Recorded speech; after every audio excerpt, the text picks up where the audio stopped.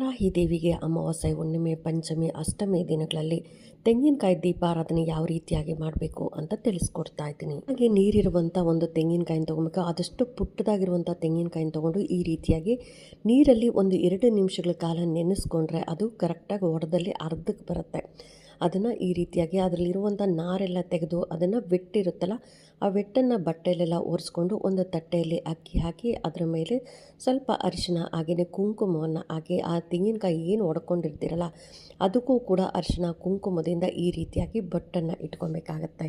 2 ಬತ್ತಿಗಳನ್ನು ಒಂದು ಬತ್ತಿಯನ್ನಾಗಿ ಮಾಡಿ ನೀವು ದೀಪಕ್ಕೆ ಹಾಕಿ ಅದಕ್ಕೆ ತುಪ್ಪ ಅಥವಾ ತೆಂಗಿನ ಎಣ್ಣೆಯನ್ನು ಹಾಕಬೇಕಾಗತ್ತೆ. ಯಾವಾಗಲೂ ನಾವು ವಿಶೇಷ ದೀಪಾರಾಧನೆ ಮಾಡಬೇಕಂದ್ರೆ ಆದಷ್ಟು ನಾವು ಶುದ್ಧವಾದ ತುಪ್ಪ ಅಥವಾ ತೆಂಗಿನ ಎಣ್ಣೆಯ ದೀಪಾರಾಧನೆ ಮಾಡೋದ್ರಿಂದ ಆದಷ್ಟು ಬೇಗ ನಮ್ಮ ಕೋರಿಕೆಗಳು, ಆಸೆಗಳು ನೆರವೇರುತ್ತೆ. ಇನ್ನು ಈ ದೀಪಕ್ಕೆ 2 ಏಲಕ್ಕಿ ಕಾಯಿ ಅಂದರೆ 1 ತೆಂಗಿನಕಾಯಿ ಚಿಪ್ಪಿಗೆ 2 ಏಲಕ್ಕಿ, 2 ಲವಂಗವನ್ನು ಹಾಕ್ತಾ ಇದ್ದೀನಿ. ಇನ್ನು ಅಮ್ಮನಿಗೆ ಆರತಿಯನ್ನು ಮಾಡಬೇಕಂದ್ರೆ ಓಂ ಶ್ರೀಂ ಹ್ರೀಂ ವಾರಾಹಿ ದೇವಿಯೇ ನಮಃ, ಓಂ ಶ್ರೀಂ ಹ್ರೀಂ ವಾರಾಹಿ ದೇವಿಯೇ ನಮಃ ಅಂತ ಹೇಳ್ತಾ ನೀವು ತೆಂಗಿನಕಾಯಿಯ ಆರತಿಯನ್ನು ಮಾಡಬೇಕಾಗತ್ತೆ. ಈ ರೀತಿಯಾಗಿ ಅಮಾವಾಸ್ಯೆ, ಹುಣ್ಣಿಮೆ, ಅಷ್ಟಮಿ, ಪಂಚಮಿ ದಿನಗಳಲ್ಲಿ ವಾರಾಹಿ ದೇವಿಗೆ ಈ ಮಂತ್ರವನ್ನು ಹೇಳ್ತಿ ಆರತಿ ಮಾಡೋದ್ರಿಂದ ನಮ್ಮ ಆಸೆಗಳು, ನಮ್ಮ ಕೋರಿಕೆಗಳು, ಕಷ್ಟಗಳು ಅನ್ನೋದು ತೀರುತ್ತೆ.